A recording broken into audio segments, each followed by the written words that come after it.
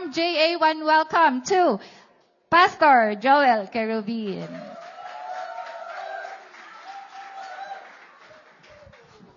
Ayan, praise God. Palakpakan po muna natin ulit ang Lord.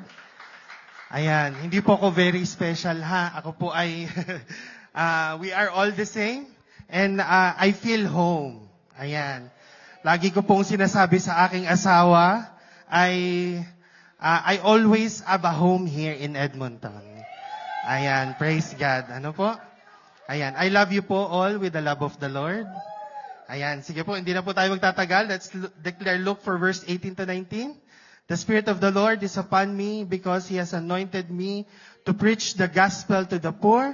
He has sent me to heal the brokenhearted, to preach deliverance to the captives and recovering of sight to the blind, to set at liberty them that are bruised, and to proclaim the acceptable year of the Lord, for Jesus our God, the Anointed One. And let's declare our JA1 culture as one family. I am a blessing. I am anointed. I am a deliverer. I'm a good follower. I don't destroy, I build. I am not seasonal. I appreciate everyone and everything. I am part of something big. I'm in partnership with Christ and I am not extreme. Ayan, praise God. Wait lang po, aayusin natin ang ating posisyon. Ayun, may nagdidirect sa akin. Ayan, di ko alam kung saan ba ako lilingon eh. Ayan, praise God. Ano nyo, ako po ay natutuwa. Ako po ang isang #1 fan ng JA1 Edmonton Live. Alam niyo po ba yon? Amen. Ako po ay natutuwa dahil palago ng palago ang ating ministry here in Edmonton. And natutuwa po ako sa journey ng bawat isa. Amen. Ako po ay nakikita ko po ang growth ng ating mga youth before. Nasaan ang ating mga youth? Ayan, na nagsiserve. Ayan, mga yung gusto pa maging youth hanggang 20 above. Okay? Halatang-halata naman sa energy nila. Okay? And ako po ay natutuwa dahil may mga journey tayo na hindi natin inaakala, inaasam, but then the Lord bring us to our promised land. Amen? And doon sa journey na yon, meron mang tayong mga napagdaanan, but the Lord remain faithful. Amen. And today I would like to share with you a journey of the Israelites. Okay? Ito po ay isang story sa Bible. Isushare ko lang po sa inyo ang journey nila. Okay? And this journey is one of the Israelites, is a central narrative sa Hebrew Bible. Ano po, especially in Exodus, in Numbers, and in Joshua. So the story begins with the Israelites. Nung una, the descendant of Jacob, okay po, living in an ancient Egypt. At first, everything was very fine. Everything was fine. But over time, a new Pharaoh became afraid on how quickly they were growing in number. Natakot yung bagong Pharaoh. Sabi niya, because of fear, he enslaved them and made their lives very difficult. Ayan po yung unang na-experience, isa sa mga na-experience ng mga Israelites noon. Kaya po, God chooses Moses to lead His people out of Egypt. Amen? Moses confronted Pharaoh, and after a series of 10 devastating plagues, Pharaoh finally agreed to let the Israelites go.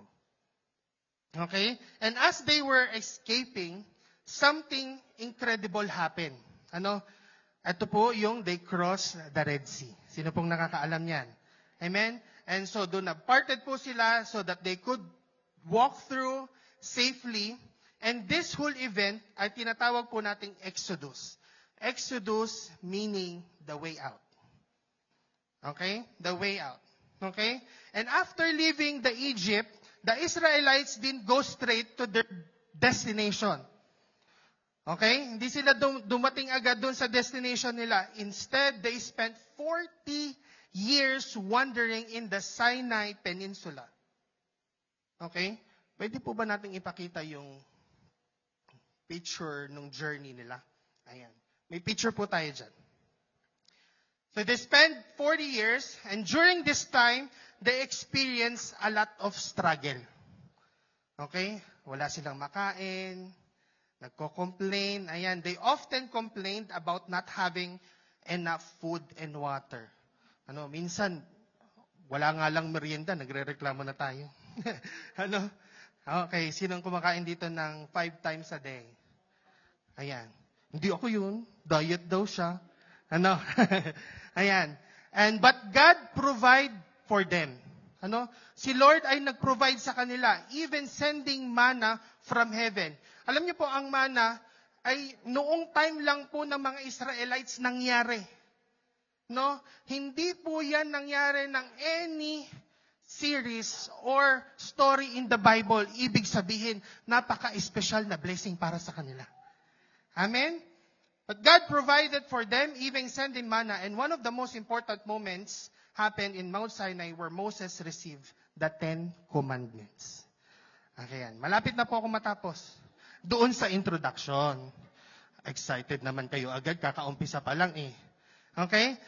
At the Mount Sinai, God also made a covenant with the Israelites. Okay? Basically, it was the special agreement that they would be His chosen people and in return, they have to follow His laws. Okay? Ang kanyang mga batas. Okay? However, things didn't go smoothly. Okay? When the Israelites were close to entering the promised land, they become afraid after scouting it and doubting God. Okay? Sa lahat ba ng bagay na ibinigay sa kanila ng Lord, naging faithful, na-receive nila ang miracle, they still doubted God. Because of His lack of faith, they were punished. The generation that left Egypt was not allowed to enter the promised land. Okay? So they had to keep wandering until the new generation grew up. At doon po nagkaroon ng transition. Eventually, Moses died.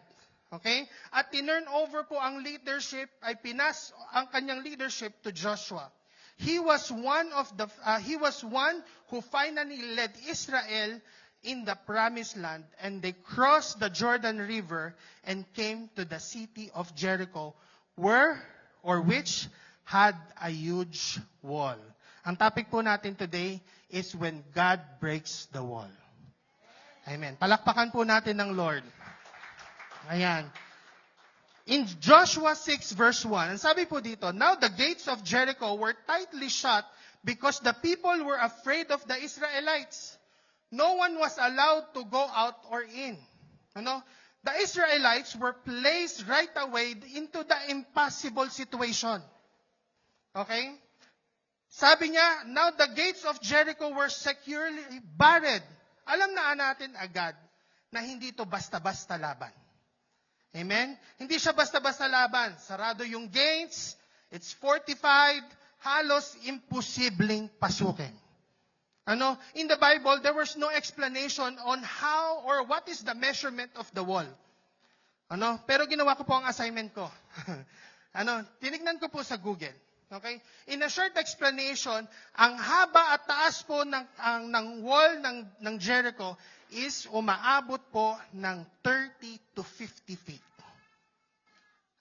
So yung mahilig sa measurement, talagang alam natin na mataas. Talagang hindi po natin kayang gibain. Even a building. Sa building na katulad po nito, hindi kaya ng basta tao lang. Amen? Kailangan ng mga machine, kailangan ng mga truck or mga special equipment to break down a wall. Amen po ba? Amen. Ang Jericho po noon dati ay isang pinakamatandang lungsod sa mundo. Alright? Kaya po noong sinaunang panahon, madalas po ang digmaan at pananakop doon. Kaya po ang mga tao ay takot. Amen? There was no modern army system. Okay? Kaya po sila nagtaas or nagtayo ng makapal na pader.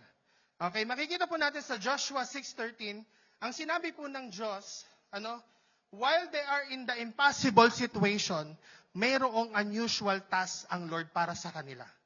Okay? Sa Joshua 6:13, ang sabi, you and your fighting men should march around the town once a day for 6 days. Ano? For 6 days, ayun po ang kanilang gagawin. At sa pang-7 araw, they will continue to march and they will blow the ram of horns and shout as loud as they can, ano? Para mapabagsak ang wall. Imagine that you are Joshua for that moment. Ano? Nakikita mo na mataas ang pader. Nakikita mo ang buong lungsod na ay imposible ito. May imposibleng talunin pa natin or pabagsakin natin. Tapos sasabihin sa iyo ng Diyos, march around the city, blow the trumpets, then shout. Anong una magiging response natin? Teka muna, Lord. Nagkakaayos ba tayo ng usapan dito? Ano? Kakausap ba tayo? Lord, sigurado ka ba? Sure ka ba sa ganung papagawa mo sa akin? Sa laki ng wall na hinaharap ko, palalakarin mo lang ako. And that is an impossible situation, pero there is an unusual task na ibinigay ang Panginoon. Ano? Bakit siya unusual? Malaki ang wall, tapos lalakad ka lang. Amen? Ano? Pero dito po natin makikita ang beauty ng isang obedient faith. Ano? Obedient faith. Because faith doesn't demand a full explanation. Ano? Faith doesn't demand a full explanation. Hindi lahat ipapaliwanag sa iyo ng Diyos at hindi kailangan ng madaming tanong. Okay? Sabihin mo sa katabi mo, huwag daw magtatanong. Ano? Minsan ay nauunahan ng tanong, nauunahan ng explanation. Okay? Faith acts kahit hindi mo nakikita ang big picture. Ano po kailangan natin gawin? Sumunod agad. Okay? Because faith often sounds unreasonable before it becomes miraculous. Ano? Faith often sounds unreasonable before it becomes miraculous. Ang instruction po ni Lord minsan ay unusual. Ang instruction po ni Lord seems sometimes it is impossible. At least sa ating paningin. Amen? And even sometimes it's a little bit ridiculous. Right? Pero pag ginawa natin, kapag ginawa natin with complete obedience, victory comes. Ano? Victory comes not because of our own strategy, but because of His power. Okay? Kaya ano ang ginawa agad ni Joshua at ng mga Israelites? Sumunod. Okay? Sumunod. In Joshua 6 verse 6 to 14, hindi ko na po babasahin yan, baka abutin po tayo ng 7:00 at umuwi na po kayo agad. Ayan. Wala pong negotiation ang nangyari. Wala pong negotiation ang nangyari between Joshua, the Israelites, the Lord. Walang tanong, walang debate, at wala pong iniwang suggestion na baka mas maganda itong idea. Sino yung lagi may gusto o suggestion? Ayan, walang tumaas. Parang, Pastor, pipreach ka ba nakipag-away? Hindi po, joke lang po yan. Because true faith responds with submission and obedience.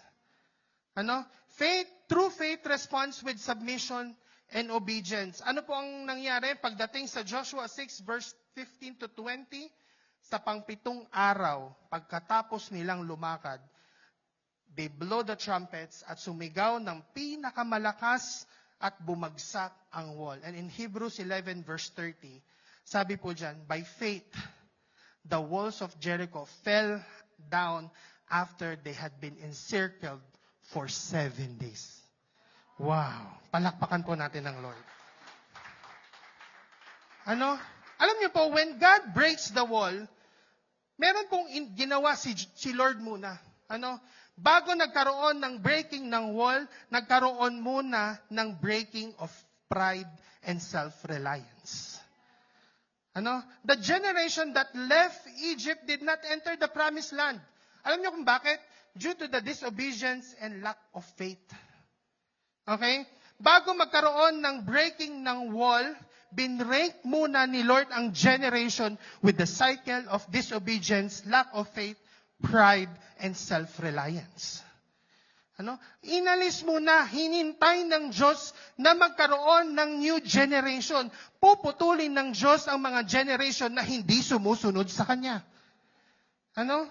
And that's why when the new generation of Israelites, nawala yung pride, nawala yung self-reliance, at nakapasok sila sa promised land.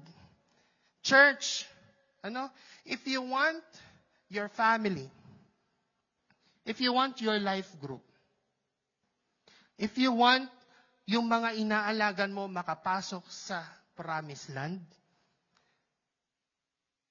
magpa-break ka muna kay Lord. Because it's not all about just the promise. Kasi sa promised land, it's full of promises ng Panginoon. Pero bakit hindi sila nakapasok? Dahil hindi sumusunod sa Panginoon. Amen? If you want your family,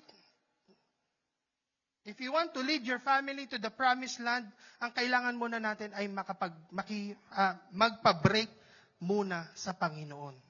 Baka may pride pa na kailangang alisin.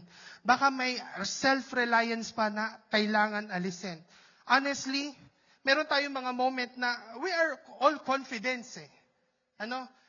Confident na tayo. May mga plano tayo na gusto na natin. Ito na. Ito na yung magandang plano. Ito na yung matagal ko nang pinaplano. Ito na yung control na kailangan kong gawin. But sometimes, it seems to crumble. Naguguho, nawawala. Talagang mahirap pong tanggapin talaga no? Mahirap talaga pong tanggapin.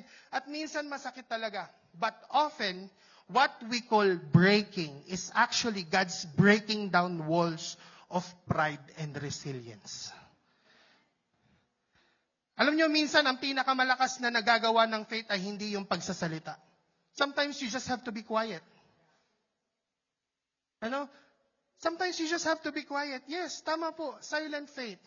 Tingnan po natin sa Joshua 6 verse 10. Anong sinabi ni Joshua?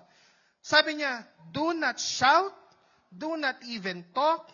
Joshua commanded, not a single word from any of you. Sabi niya,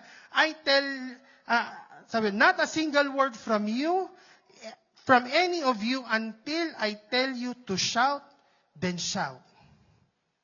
Pinatahimik sila ni Joshua habang naglalakad.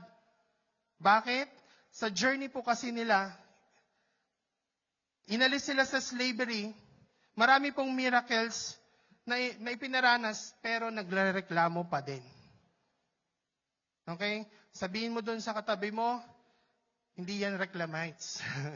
Okay? Hindi sila yung mga reklamo. Yung mga taong nagrereklamo palagi, ayan ang nakakasira ng iyong faith, ng faith. Constant complaining, nakakawasak yan ng faith. Minsan, feeling nila sila ay matalino sa Lord. Habang umiikot sila araw-araw, pero mo, malaki yon. Ano ba naman to? Paiikutin na ako ng paiikutin. Wala naman nangyayari. 6 days na. Ikot na lang ng ikot.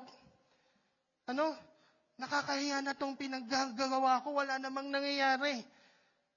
Minsan naisip nila, pinagtatawanan na lang tayo.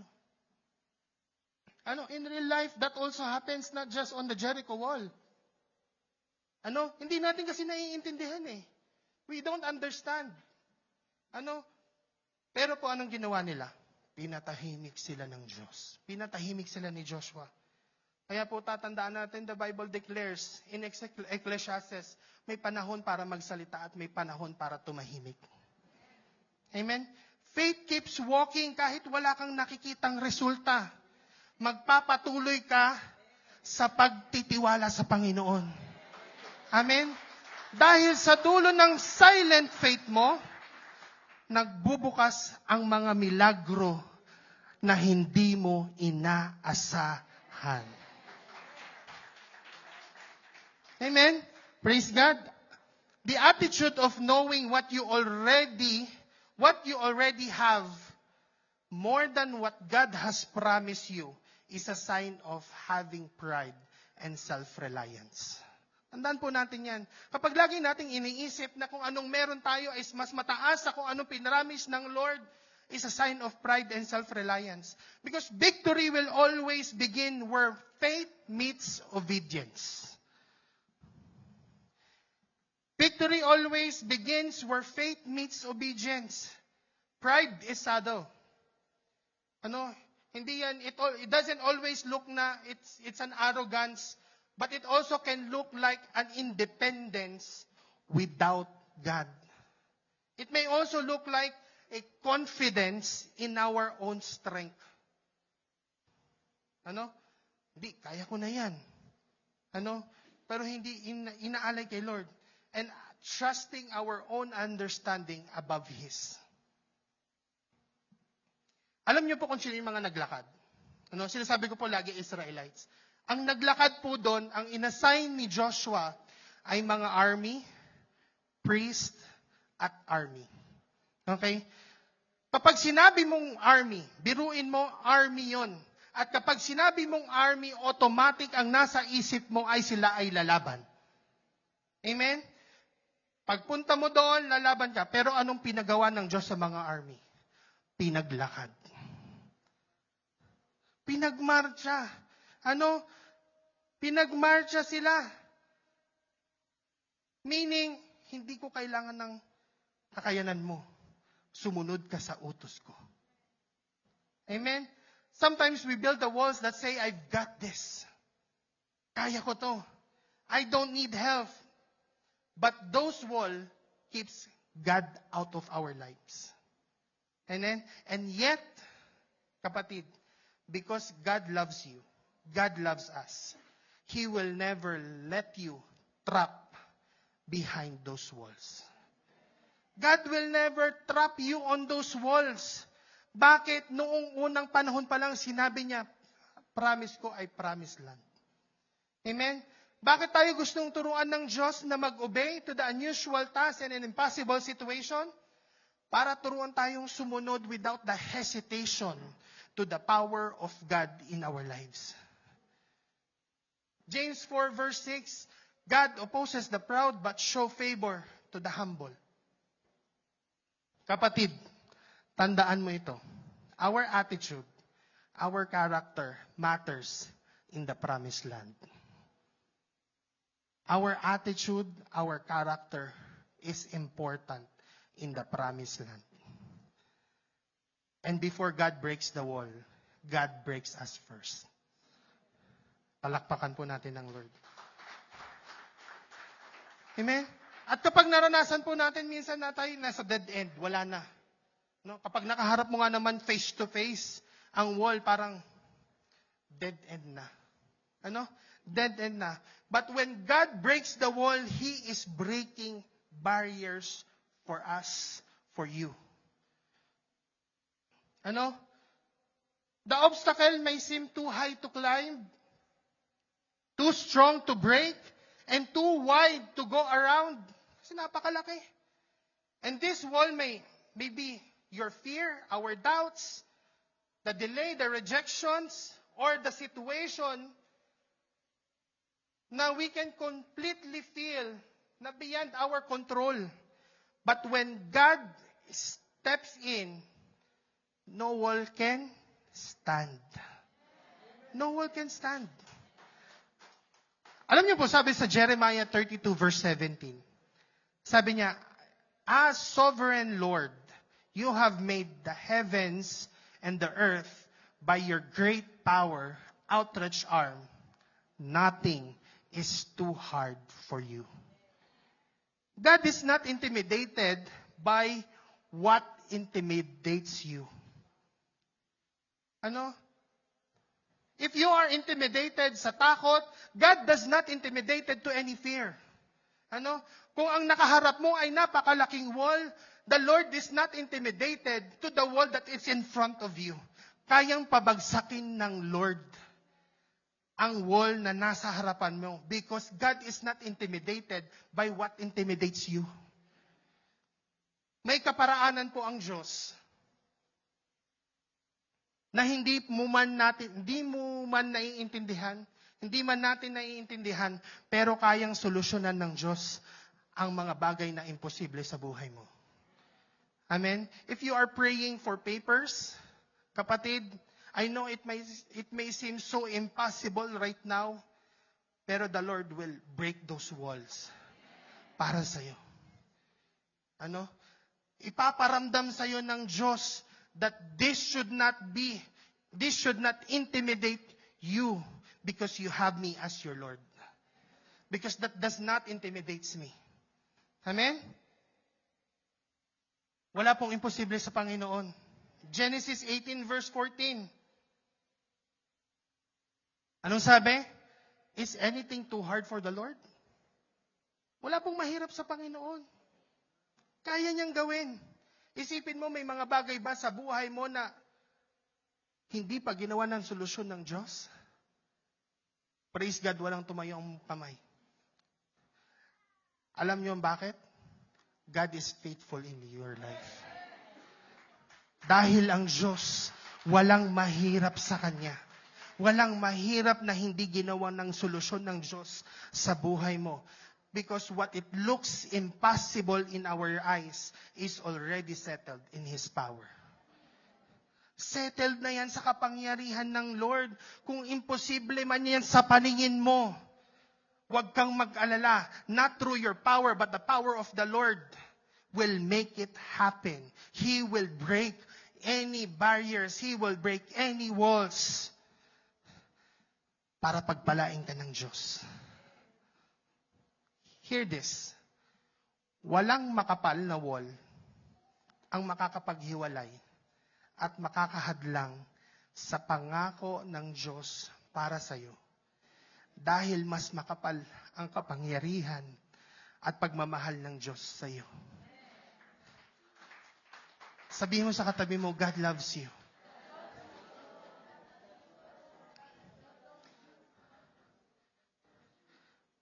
Pwedeng si Lord mag-stop na dahil you are disobedient. Tama na. Pero dahil mas makapal ang pagmamahal ng Diyos sa atin, sa akin, sa iyo, sa ating lahat, the Lord will break any barriers for you. The Lord, tutuparin niya ang mga pangako niya sa iyo. Dahil anong sinabi niya? They are the chosen people. Amen? Kaya po mahalaga, parents, church leaders, na tayo mismo lumalakad sa promise ni Lord. Lumalakad tayo sa journey na ibinigay sa atin ng Lord. And when you face struggles, fears, huwag kang mag-alala. Be humble, and the Lord will open barriers for you. Amen? Walang pader. Walang pader po na kayang humarang sa pangako ng Diyos sa buhay mo.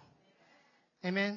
And if you only have one promise, kung meron kang isang promise ni Lord ngayon, huwag kang mag-alala. Hindi man yan mangyayari ngayon, pero mangyayari din. Amen? Because the Lord is faithful. Amen?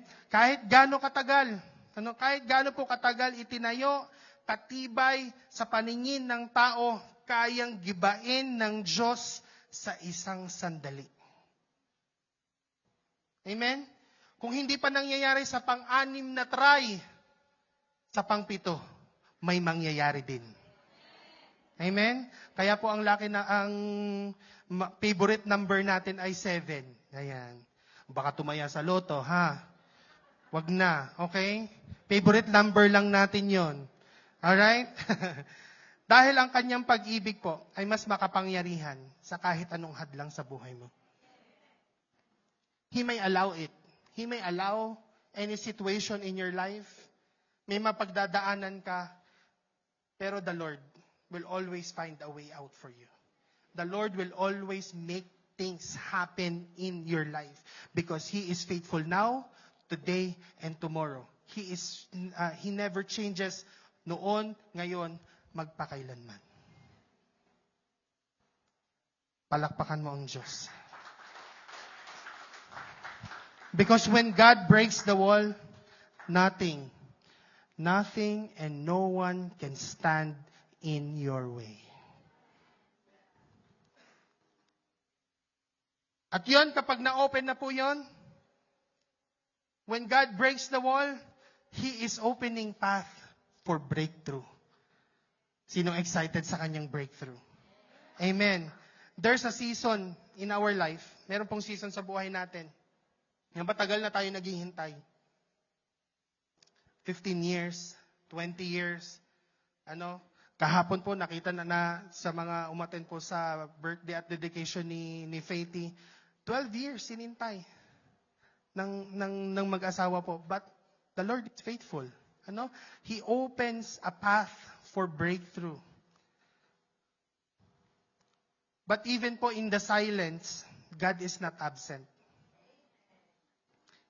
He is preparing for a movement in our life. Alam niyo po in Exodus 3 verse 18. 3:8. Yun, narinig ko siya. Sabi dito, Exodus 3 verse 8, "And I have come down to deliver them out of the hand of the Egyptians and bring them up out of the land to a good and broad land and a land flowing with milk and honey." Wow. Lahat nandun doon na. Alam niyo po, God is not only aware of your suffering. Hindi po si Lord ay worry lang sa anong sitwasyon mo ngayon. He is a God who comes down to rescue us, to deliver us, and to bring His people into His promised land. Kaya sinasabi po natin, what looks delayed, it's not a denial. What's look delayed is not denied. What feels stuck is not forgotten. What feels or what seems impossible is not beyond in His hand. Alam niyo po, sabi sa Joshua 6 verse 2, "But the Lord said to Joshua, I have given you Jericho, its king, and all its strong warriors." Here's the truth. Hindi pa sila sumusugod. Hindi pa sila lumalakad. Ibig sabihin na ibigay na. Uulitin po natin. Sabi sa Joshua 6 verse 2, "But the Lord said to Joshua, I have given you Jericho, its king, and all its strong warriors." Hindi pa sila lumalakad at hindi pa sila sumusugod na ibigay na ang Jericho sa kanila. Ibinigay na ang promise sa kanila ni Lord. Ano man ang hinihiling mo kay Lord, huwag kang mag-alala kapatid, na ibigay na yun sa iyo ng Diyos. Binigay na, I have given you. Hindi, I will give you. Pwedeng sabihin ng Diyos, I will give you. Ibig sabihin, promised land ang nakalaan para sa ating lahat. And it's not just an encouragement, but it is a reminder that God has already prepared something for each and every one of us here. Anong kailangan mong gawin, kapatid? Humanda ka. Humanda ka. Humanda ka. Humanda ka. At mapapasayo yun. Sino pong may gusto? Sino pong may gusto? Sino pong may gusto? Sino pong may gusto? Sinong may gusto? Mapapasayo yun. In Jesus' name. Yung journey, it may include waiting. But their destination is already marked with God's faithfulness in our life. God is faithful. Amen. Wow, ang init. Alam niyo po, I just want to share this. Aside po sa pagpapastor, I am also a general manager sa McDonald's as my profession. Matagal na po akong nagwo-work sa McDonald's.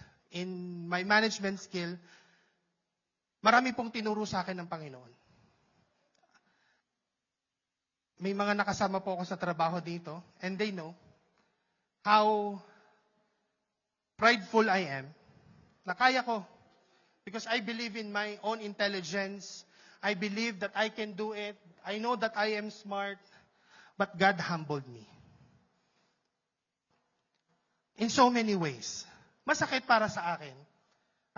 Masakit siya dahil ako to eh. This is me. Pero bakit? Pero, the Lord guided me. Ano? Naging general manager, and nung ako po ay tinawag ng Lord, pumunta ng BC, hindi ko po inaasahan na ako ay magiging general manager pa rin. Because I just applied as a swing manager. Ano? Sabi ko, ayoko na eh. Ano? May mga moments sa akin na kamunti ka na ako matanggal sa trabaho. And I was sharing this to someone, sabi nila, hindi ko alam yan ah. Because I kept it myself. Ano? Kamunti ka na po ako mawala sa trabaho. Because I depend on myself. Kasi nakayanan, sabi ko, hindi, kaya ko eh. For the longest time. Sabi ko, hindi man po ako nakatapos ng pag-aaral, but I'm here. As a manager, kaya ko. I depend on my own wisdom, my own strength. Punta po ako ng BC. I shared it last time sa inyo, ang favor ng Lord, napakaganda. Ano? And through that journey, hindi po pinakita sa akin ng Panginoon how blessed I am. Ano? Inalis sa akin ni Lord yung pride, ang self-reliance ko sa aking sarili. Patuloy niya akong binabago every day. Ano? He breaks barriers sa mga pangako niya sa buhay ko. Inalis niya lahat ng mga wall na sa mga panahon na hindi ko ma-experience. I was just sharing to Sister Dina. Kasi tinatanong niya ako, kinakamusta niya ako. Sabi niya, okay naman ba daw ang bayad?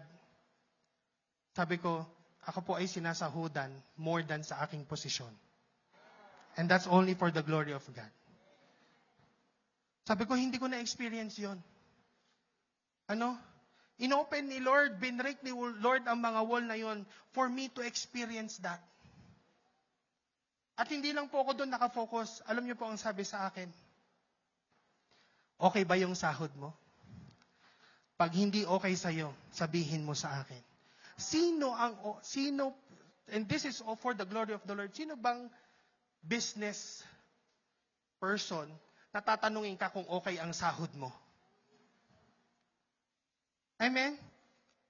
At ang matindi po doon, sabi sa akin, sa June, i-review natin ang business ulit. Bibigyan ulit kita ng raise. In my history, alam niyo po, sa history po natin, sa history ko po, in my 18 years na nagtatrabaho sa McDonald's, isang beses lang po kami tumataas ng sahod sa McDonald's. He will open it. Ano? When God asks you to go to your promised land, when you say, even your smallest yes will become a biggest yes to the Lord. Amen?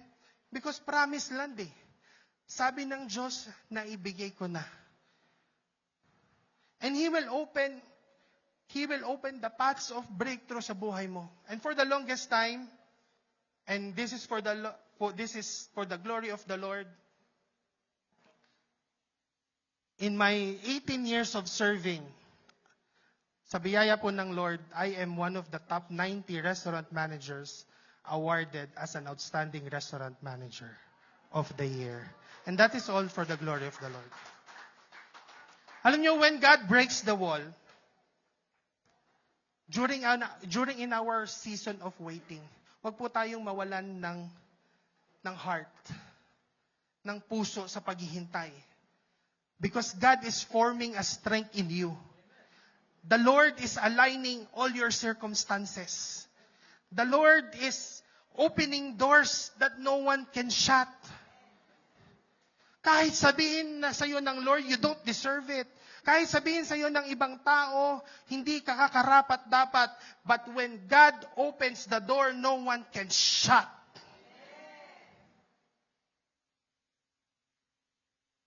And closing those that would not harm your purpose. Alam niyo po, what you've been waiting, what you've been praying is not wasted in heaven. It is being shaped in God's timing. Sineshape yan lang ni Lord. Sineshape lang ni Lord sa perfect timing, sa perfect place. Makaka-receive ka ng breakthrough upon breakthrough at nakaprepare na yon para sa'yo. Makikita mo, you will see provisions. You will see favor. And this is the truth.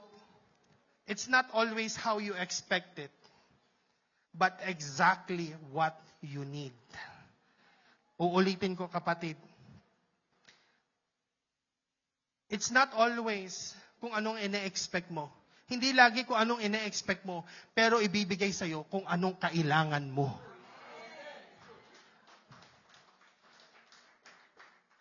At kapag binigay yun sa'yo ni Lord, you will step in a new season. You will step in a new you.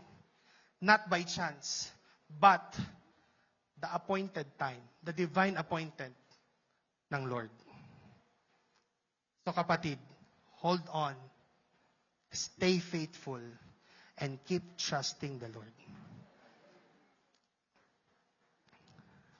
Sino po dito ang gusto niyang ma-break ang wall niya? Music, pwede po ba? Sino dito ang gusto niyang ma-break ang wall niya? Or meron ka bang naiisip ngayon na gusto mong ipaalis kay Lord? Sino rito ready ng alam niya may gagawin si Lord sa buhay niya? I want to share this with you. Deuteronomy 5 verse 33. Ito ang kailangan mong gawin, kapatid. Walk in obedience to all that the Lord your God has commanded you, so that you may live and prosper and prolong your days in the land that you will possess. Kung naniniwala ka, dinala ka dito ni Lord. Kung naniniwala ka na hindi aksidente kung bakit nandito ka ngayon. Kung naniniwala ka that the Lord has a purpose in your life at narinig mo tong salitang to, may pinapagawa sa iyo si Lord. Just walk obedience. I believe all of us wants na humaba ang ating buhay. Gusto natin tayo ay mag-prosper in every aspect of our life. Alam ko gusto niyong yumaman.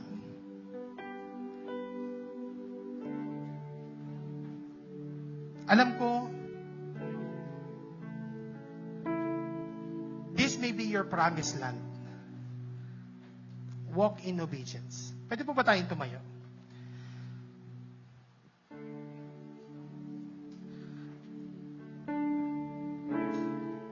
The Lord will always make a way for you. Can we close our eyes and just worship? Let's feel the song. At maniwala ka today na kung may mga pader man sa buhay mo na gusto mong ibagsak ni Lord, huwag kang tumigil sa paglakad sa kanyang salita. And today, if the Lord instructed you to walk, you can step forward ng isang beses as an act of faith. Na gusto mong lumakad sa mga pangako ng Diyos. At kahit hindi mo pa nakikita ang breakthrough ngayon, patuloy kang sumunod, patuloy kang maniwala dahil ang Diyos ay kumikilos sa mga taong sumusunod sa kanyang utos. At nagtitiwala sa kanyang mga pangako. Darating ang araw na ang hadlang mo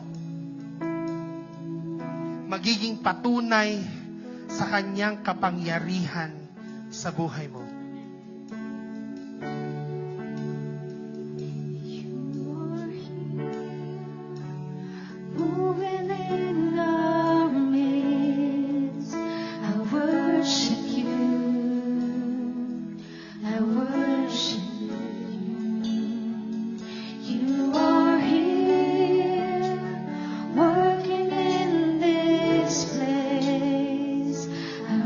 Worship you.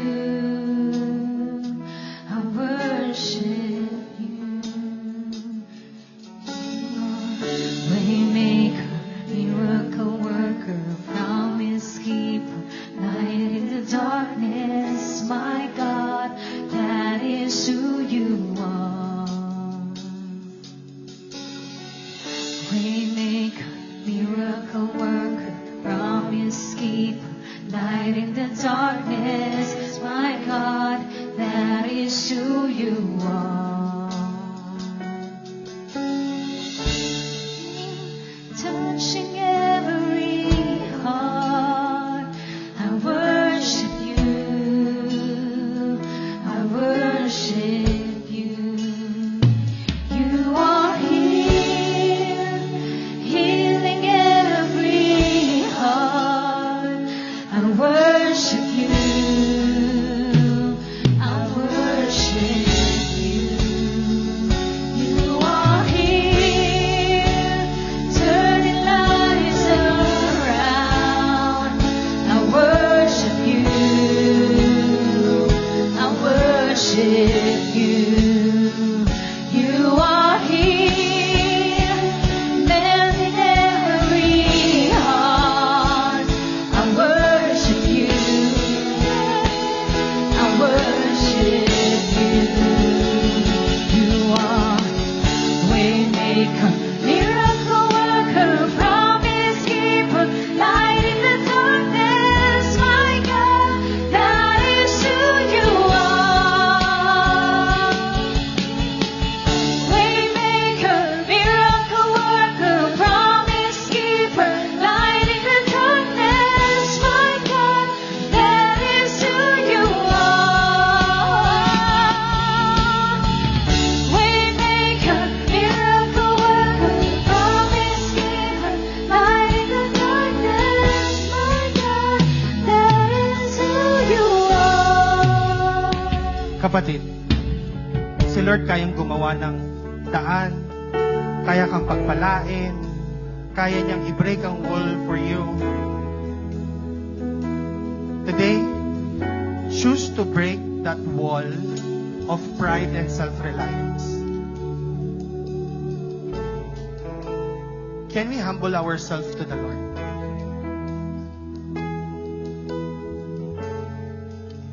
Can we talk to the Lord? Sabi niya, He is a way maker. He is a miracle working God. Kaya niyang alisin yung wall ng pride, ng self-reliance, ng disobedience. Kung meron pa sa buhay mo, ask the Lord to break it. Ask the Lord to remove it. Ask the Lord na tanggalin yan sa buhay mo. Alisin mo sa sistema ng iyong sarili. Kung mahilig kang magreklamo, kung mahilig kang nagko-complain lagi, alisin mo. Hindi nakakalugod sa Panginoon.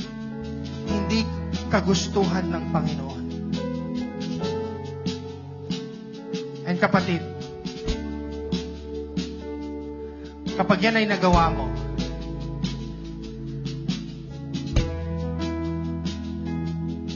yung season na madilim sa buhay mo, magiging maliwanag. Because you no longer facing the wall. You no longer facing that wall.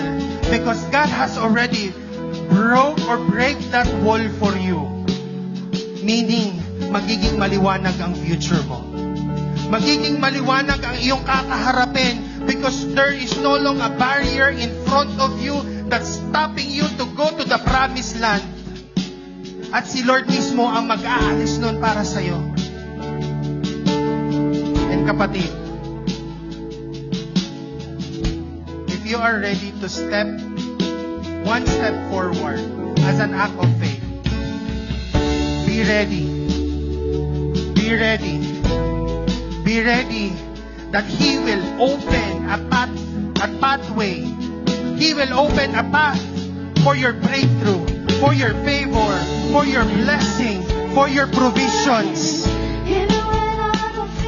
Kapatid, bibilangan kita ng 3. 3. May inutos na sa'yo si Lord ngayon. Kahit hindi mo pa nakikita, kahit hindi mo pa nabibil, kapatid, manampalataya ka.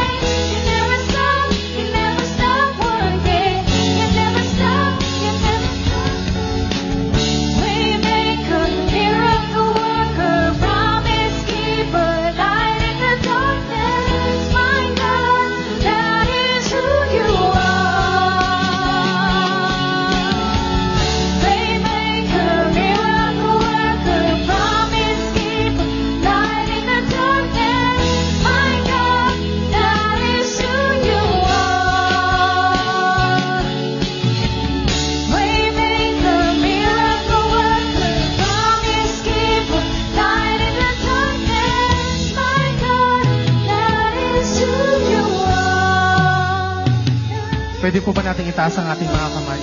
Lord,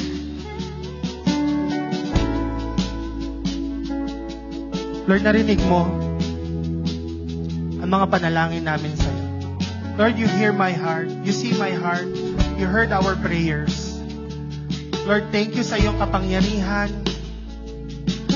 Salamat sa iyong power to destroy the work of the enemy in our life. Lord, thank you for that power that removes pride and self-reliance in our heart. Because this does not belong to you. At Lord, salamat sa patuloy na pagmamahal mo sa amin, that you will do everything and anything for us whom you love. Noon, ngayon, magpakailanman. That remains faithful in every situation of our life. And Lord, we want to say thank you for all the miracles that we will receive, that we are receiving, and that everything that is promised to us, we believe that we already have it. In Jesus' name. Lord, we know that there is power within us. There is power that you have given us, and it will work through us, Panginoon. At Lord, thank you sa mga surprise blessing na matatanggap ng bawat isa. Thank you for that open doors. Thank you, hallelujah, Lord, for opening opportunities for each and every one of us. Lord, hindi mo lang kami kinwalify, patuloy mo kaming minamahal every day of our life. Maraming salamat. We honor you, we love you. Sa iyo lamang po ang papuri at pasasalamat. In Jesus' name we pray. Amen. And shall we give the best clap offering para sa ating Panginoon?